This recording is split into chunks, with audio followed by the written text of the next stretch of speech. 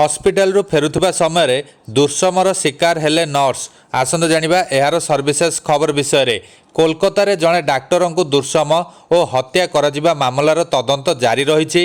एही घटना थमी नथिबा बेले उत्तराखंडर उधम सिंह नगर जिल्लारू एमिति एक लोमो टांकुरा घटना सामना को आसीछि।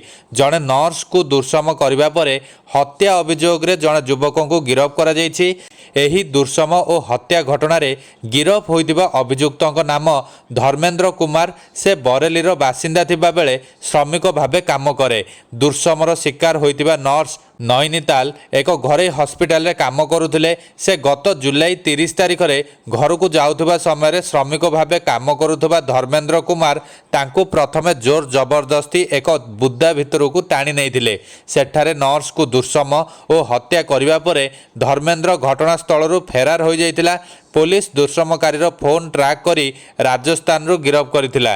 सूचनायोग्य पीड़िता भौणी जुलाई 30 तारिख रे भौणी घर को न फेरिथिबारु जुलाई 31 तारिख रे से स्थानीय पुलिस निकट रे एक निखोज अभियोग करथिले। घटना घटिबार 9 दिन परे अर्थात अगस्त 8 तारिख रे पुलिस नर्स कर मृतदेह पाइथिला। एसएसपी मंजुनाथ टीसी अनुजाई धर्मेंद्र निशा सेवन करे। घटना दिन भी से निशा सेवन करी जेउ रास्ता रे जाउथला नर्स भी सही रास्ता दे घर को फेरुथिले।